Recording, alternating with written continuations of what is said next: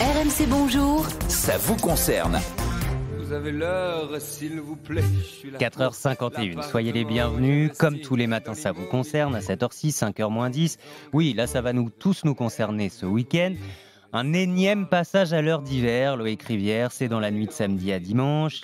Donc on gagne une heure de sommeil. Voilà, oui, c'est bien ça. Résumé, à 3h, il ne sera que 2 heures.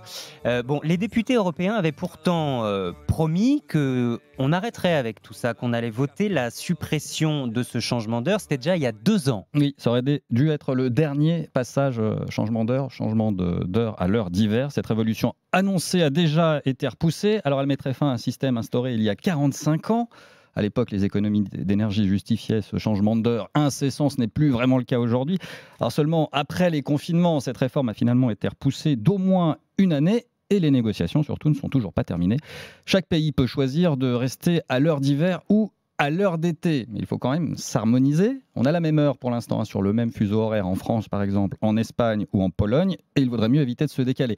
En résumé, ce n'est plus vraiment dans l'air du temps. C'est ce que nous dit le maire de Mazamet, dans le Tarn, coprésident de l'Association européenne de l'heure d'été. Lui a donc choisi son camp. Et les Français, qu'en disent-ils ? Est-ce que les Français préfèrent rester à l'heure d'hiver ou d'été ? C'est l'heure d'été qui est largement plébiscitée selon la Commission des affaires européennes de l'Assemblée. 83% des interrogés déjà se disent pour la suppression du changement d'heure et 59% préfèrent rester à l'heure d'été. Pourquoi ? Parce qu'ils pensent qu'elle est meilleure pour leur santé. Alors ce n'est pas si sûr en réalité. Notre corps, lui, vit plutôt à l'heure solaire quand le soleil est à son zénith à midi. Bon, alors attends, Christophe est avec nous là tout de suite dans le Tarn. Bonjour Christophe. Oui, bonjour Mathieu. Ça va ? Albi dans le Tarn, oui, le sud, donc on aime le soleil. L'été, on a beaucoup de soleil. Vous préférez garder l'heure d'été ? Oui, complètement, parce que pour plusieurs raisons.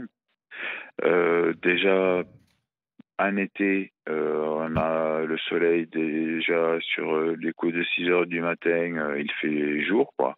Oui. Donc pour travailler, c'est impeccable. On peut commencer tôt à la fraîche. Oui. Et le soir, on peut vaquer, se promener. Les soirées sont plus longues, ça c'est clair que l'heure d'été en été, c'est formidable. Mais en hiver, Christophe ?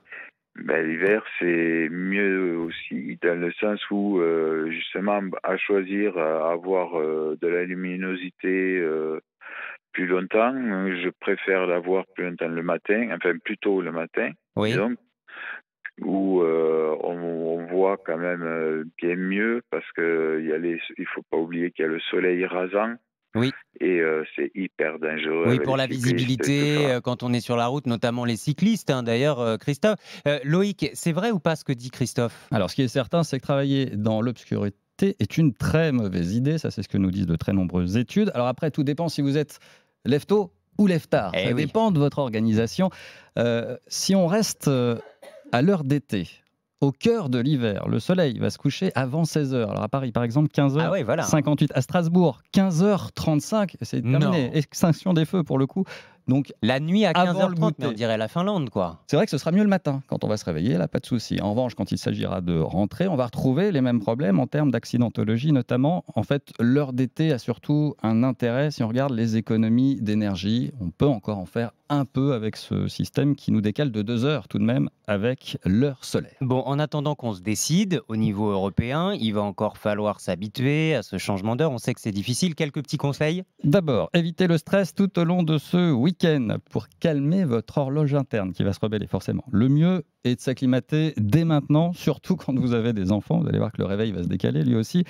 Commencez donc par décaler le réveil, les repas d'une 30aine de minutes à partir d'aujourd'hui, demain aussi, là, comme ça vous aurez fait la moitié du chemin. Enfin, évitez la grasse matinée dimanche. Préférez plutôt une sieste de 20 à 30 minutes dans le courant de la journée. Ça devrait vous aider à vous remettre effectivement dans les clous à partir de ce lundi. Et vous pourrez vérifier si Géraldine de Maurier est bien reposée, puisqu'on va profiter d'une heure de congé supplémentaire à l'occasion de ce week-end. C'est vrai que... Ouais, j'adore Alliage. Quoi qu'il arrive, c'est vrai que ce week-end, on gagnera une heure de sommeil, une heure de week-end. Bon, Jeff nous dit, pour ceux qui se lèvent tôt pour travailler, jusqu'à tard aussi l'après-midi, tu pars de chez toi, il fait encore nuit. Tu rentres chez toi, il fait déjà nuit. c'est sûr que voilà, il y a aussi les petites déprimes saisonnières à cause de ces changements d'heure. Dites-nous ce que vous préférez, vous, dans votre vie quotidienne, personnelle, plutôt heure d'hiver, heure d'été, qu'est-ce que vous souhaiteriez conserver